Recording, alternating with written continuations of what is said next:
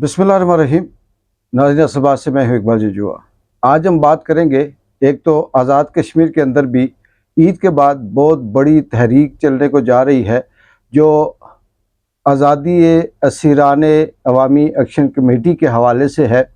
और दूसरी, पाकिस्तान के अंदर भी जिस तरह से ख़रीदो फरोख्त का सिलसिला जारी है, और इसने वो सारे माजी के राज भी फाश कर दिए जो इससे पहले 70 सालों से खेल जारी था। सबसे पहले आते हैं आज़ाद कश्मीर के अंदर जो अवामी एक्शन कमेटी ने अपने हुकूक की एक तहरीक चलाई थी। उस तहरीक ने आटे, बिजली और दीगर जो एशियाए खुरनोश हैं उस हवाले से और अवामी हुकूक के हवाले से आवाज़ हक बुलंद की। और उसमें फिर बाद में वो मेंबरान जो फ्रंट लाइन पे थे, जिसमें सरदार अमान और उनके साथ दीगर साथी भी थे, उनको कैद कर दिया गया, उठा लिया गया, अगवा कर लिया गया। उन्हें इस वक्त तक कोई इत्ला नहीं है कि वो आज़ाद कश्मीर के कौन से थाने में है, कोटली में है, भीमबर में है या मुजफ्फराबाद में।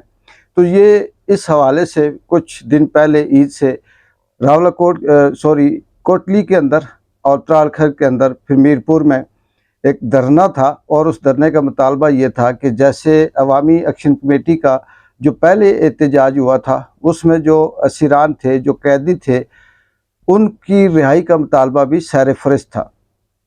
हुकूमत ने ये वादा किया था कि आप इस एहतजाज को ख़त्म करें जो मुजफ्फराबाद में जाके ख़त्म हुआ, जिसमें बहुत सी शहादतें भी हुई थी और वो पूरी दुनिया में मशहूर हुआ था। कश्मीरियों के हुकूक की वो तहरीक थी। उसके बाद फिर हुकूमत अपने उस वादे से फिर गई और उसने किसी किस्म का कोई अमल नहीं किया। वो जो असीरान थे, ना सिर्फ वो बल्कि उसके बाद सरदार अमान को 4 बिहार में जो फेस्टिवल के नाम से एक प्रोग्राम बनाया, तरतीब दिया गया। उस प्रोग्राम में कुछ जानबूझकर ऐसे नारे लगवाए गए जिसमें कश्मीरी और पाकिस्तान के दरमियान नफ़रत पैदा करने की कोशिश की गई। और फिर सरदार अमान को वहाँ से गिरफ़्तार किया गया, मतलब उसके ऊपर हमला हुआ, वो FIR कटवाने गया, बजाय उससे उसकी बात सुनी जाती उसे उठा लिया गया। वही स्क्रिप्ट अगवा का जो पाकिस्तान के अंदर चल रहा है। फिर सरदार अमान और दीगर साथियों की जो असीरान थे, असीरान अवामी एक्शन कमेटी, उनकी आज़ादी या उनकी रिहाई के लिए एक फिर से धरना वहाँ से पलंदरी से शुरू हुआ और वो आकर कोटली में रुका। और उनका मुतालबा ये था कि हमें जब तक इनकी रिहाई नहीं होती तो वापस नहीं जाएंगे। आगे ईद आ गई, ईद में फिर ईद कुर्बान थी, बहुत से लोग थे, ताजर थे। उन्होंने फिर ये मुतालबा इसलिए इसे मौखर किया इस धरने को कि हम 25 जून तक मोहलत देते हैं हुकूमत को और वो इस सिलसिले में कोई ना कोई पेशरफ्त करे। लेकिन धरना अलामती लिहाज से भी और वैसे भी मीरपुर में, त्राड़खल में जारी रहा। कारी नसीर हों या दीगर जो शुरका थे, सीनियर जो थे अवामी एक्शन कमेटी के लोग, उनके साथ अवाम, वो धरना वहाँ था। और अब ईद ख़त्म हो गई, आज ईद का दूसरा दिन है और फिर एक मिसल बरदार किस्म की जो एहतजाज था वो कोटली में जारी है और ये अब दिन ब दिन बढ़ता जाएगा। इसका क्या नतीजा निकलेगा, क्योंकि बहुत से ऐसे जो कारकुन थे, मुतहर्रिक थे, उन्होंने कहा जी कि हमने पता किया, सरदार अमान जो हैं उनका कोई पता नहीं चल रहा कि वो कहाँ हैं और किस जगह पे मौजूद हैं, उनके साथ किस तरह का सलूक किया जा रहा है। ये एक तशवीशनाक बात है।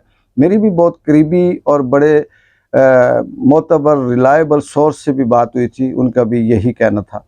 तो ये देखते हैं कि आगे कहाँ जाती है बात।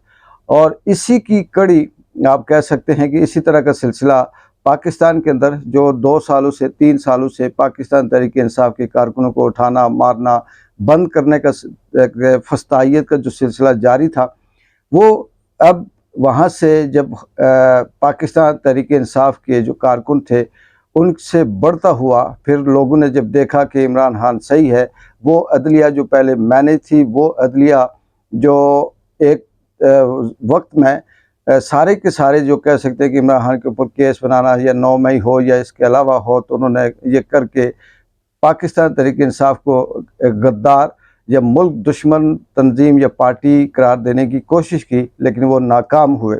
फिर वकला ने, जजेस ने अपनी हिम्मत बांधी और बारिश का पहला कतरा बने।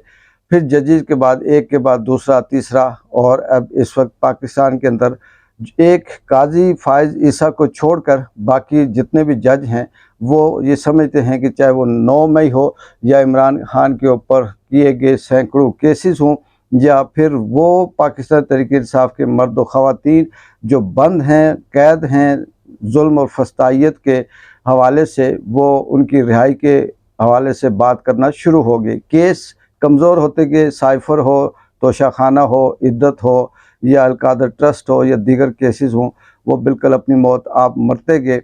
लेकिन फिर हुकूमत ने वो पुरानी जो अपनी रवश थी उसको बहाल रखने के लिए 1 अरब रुपए की ग्रांट का ऐलान किया वकला को देने के लिए, जिस नाम से कि जी इनकी तामीर और तरक्की का है, इनकी फलाह व बहबूद का है। लेकिन ये सबको पता है कि इस वक्त दिया जा रहा है वकला को उनका मुंह बंद करने के लिए। लेकिन शायद कि अब जजेस समझ चुके हैं, अब वो अपने ज़मीर की कीमत अब नहीं लगाएंगे, क्योंकि उनके सामने दूध का दूध और पानी का पानी हो चुका है। रही सही जो कसर थी वो शेख रशीद का, काफ़ी अरसे के बाद वो इंटरव्यू जो 1, 2, 3, 4 नहीं बल्कि दर्जनों टेलीविज़न के एंकरों ने अपने अपने हिसाब से शेख रशीद से इंटरव्यू लिए, और शेख रशीद ने वो जो 40 दिन थे जिसको वो चिल्ले का नाम दे रहे थे, वो उनके ऊपर क्या जुल्म हुआ, किस तरह से फस्तायत हुई, किस तरह से अगवा किया गया, उनको ट्रेन के साथ लटकाने का क्या बात थी, किस तरह से जो झूठ था उसको बयान करने के लिए बात करने पे फोर्स किया गया, मजबूर किया गया। और वो अब ज़ुबान ज़द-ए-आम है, क्या सोशल मीडिया, क्या यूट्यूब, क्या टिकटॉकर, क्या दीगर जो व्लॉगर हैं, वो सारे के सारे उस इंटरव्यू के अपनी अपनी जगह पे तबसरे और तज़किये करते हैं। मेरा इस हवाले से जो नज़रिया है, ये बात है, वो ये है कि शेख रशीद का ये जो मुख्तलिफ़ इंटरव्यूज़ हैं, मुख्तलिफ़ एंकर्स को, टीवी चैनल्स को, ये मज़ीद उस फस्तायत की हकीकत को सामने लेकर आ रहे हैं। ये मज़ीद लोगों के ज़हन साज़ी कर रहे हैं और ये असल हक़ाइक़ की तरफ आ रहे हैं। और इससे जो वो चीज़ थी जो छुपी हुई थी, जो नून लीग और पीपल्स पार्टी को कहीं न कहीं से लोग बयानिया बनाते थे, वो फिर अपनी मौत आप न सिर्फ मर रहे हैं बल्कि कालक कह लें या गटर का जो गंध है वो अपने मुंह के साथ मलते हुए मज़ीद रुस्वा और ज़लील हो रहे हैं। ये सिलसिला अब रुकेगा नहीं। पाकिस्तान के अंदर भी अब ईद गुज़र चुकी है और जो पाकिस्तान तहरीक इंसाफ के ग्राउंड के ऊपर मौजूद रहनुमा हैं, उनके लिए बहुत बड़ा इम्तिहान है कि वो किस तरह से एहतजाज करते हैं अपने कारकुनों की रिहाई के लिए, और ख़ास करके इमरान खान की रिहाई के लिए वो क्या कदम उठाते हैं और कौन सी पॉलिसी या कौन सा प्लान ABCD इस्तेमाल करते हैं। और अब अगर इस सारे सिनेरियो को देखें तो जिस तरह से इंटरनेशनल लेवल पे, चाहे वो इंडिया हो, अमेरिका हो या पाकिस्तान के अंदर जो सूरत हाल है, उसमें ये लगता है कि ये जो फार्म 47 की हुकूमत है, इनके जो हैंडलर हैं, इनके जो एस्टेब्लिशमेंट है, जो इनके सपोर्टर हैं, चाहे वो जज हों, चाहे वो काजी हो, चाहे वो IG हो, DIG हो, इनकी मुद्दत अपनी ज़िंदगी जो है वो कम रह गई है। जो इनकी अब ये कह सकते हैं कि जो इनका ज़मीर है अब वो इनको शायद सोने भी नहीं दे रहा, और बहुत कम अरसा है, 6 महीने हों, 1 साल हों, ये कब तक इस तरह से फ़रौनियत करते रहेंगे और कब तक अपने ज़मीरों का सौदा करते रहेंगे, ये आने वाला वक्त सब कुछ सामने कर देगा। लेकिन जो सबसे ख़ास बात है वो ये है कि जैसे जैसे वक्त गुज़रता जा रहा है, जजेस भी बदलते जा रहे हैं और पुराने लोग भी सामने आते जा रहे हैं, चाहे उनका ताल्लुक़ तहरीक इंसाफ से हो या नून लीग से हो या किसी और जमात से हो, वो भी अब उनका ज़मीर जागते हुए वो हक़ और सच की बात कहना शुरू कर रहे हैं। लगता ये है नाज़रीन कि पाकिस्तान और आज़ाद कश्मीर के अंदर ये आखिरी जंग है। अगर ये इस्टेब्लिशमेंट या फस्तायत और जुल्म करने वाले फार्म 47 वाले अगर जीत गए तो फिर इस मुल्क का लई हाफ़िज़ है।